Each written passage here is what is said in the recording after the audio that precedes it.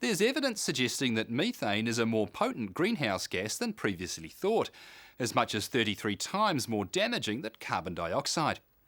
At Landcare Research, they're working to reduce methane emissions, particularly in the dairy industry. Kevin Tate and Chris Pratt are part of the Global Change Processes team, working on a system designed to put a lid on methane emissions through the use of a type of soil bacteria known as methanotrophs. The work began really in 1995 when we had no information at all on the capacity of soils to oxidise methane.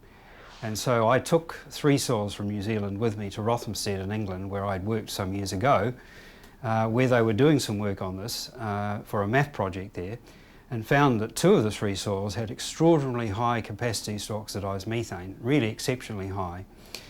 This really began this story, and then over the subsequent years we did work on a number of different soils, from forests, from pastures and so on, and found that forest soils generally oxidise methane more strongly than pastures do. But we never understood why. MAF became interested in some of this early work, and they asked me whether we could do a little bit more work on this and try and find out why it is that these forest soils are oxidising methane more strongly. And what we found was that the populations of methanotrophs in the forest soils were quite different from the populations in the pastures, whereas we just thought they were all methanotrophs and for some reason they were doing a better job in the forest than the pasture. It seems the populations are very different.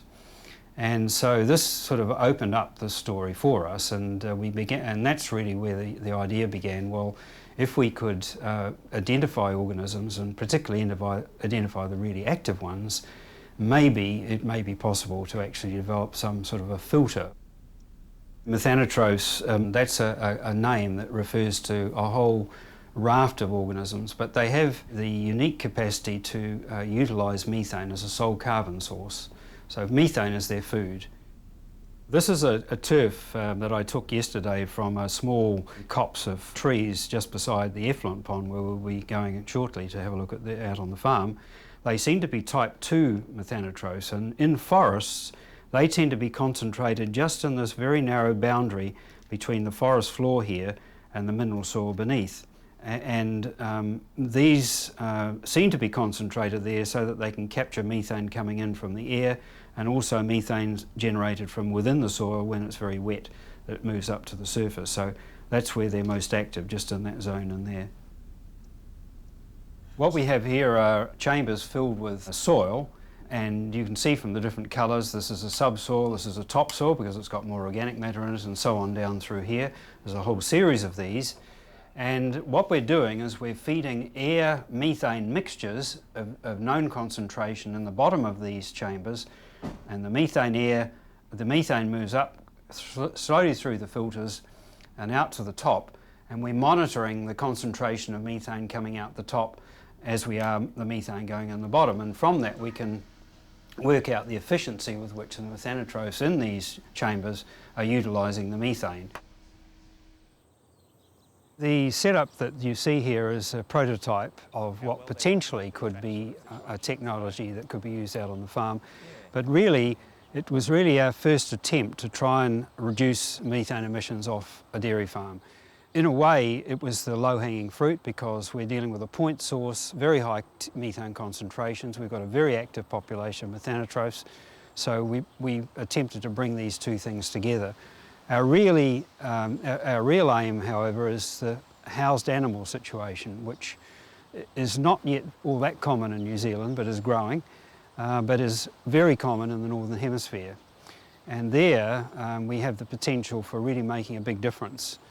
We've got an outlet pipe where the gas flows through, comes up to here and comes into our structure that you see here, which is basically just a specialised flow meter that can measure very low pressure gas flows, because that's what we have coming off this effluent pond here. So the thing that you can see tipping up and down in here is our volumetric flow meter. That gives us an idea of the total amount of methane that we've got coming through that we need to treat. That's a very important thing to know, because that will tell us how big our filter needs to be to tackle that amount of methane that's coming through. What we can do in this system is tweak around with flow rates, size of our filter until we get an optimal sort of working scale model, and from there we can decide how big one of these structures would have to be to treat the entire emissions coming off a whole pond system. So that's where we're at the moment. We'd like to see this research end up being utilised on farms in New Zealand, dairy farms. Also, there's an opportunity to apply it in landfill systems. Our challenge is to actually not only make the technology work, but also make it work in an economically viable way, because the filter system, what it's doing is converting methane into biomass and some carbon dioxide. So we're not eliminating the problem, we're simply reducing the impact on the atmosphere, because methane is a more potent greenhouse gas than carbon dioxide. And very recent work suggests that it's actually more potent than we earlier thought. And instead of being with a factor of about 21 over CO2, it looks like it will be more like 33 now. So it's very important we actually target getting that down.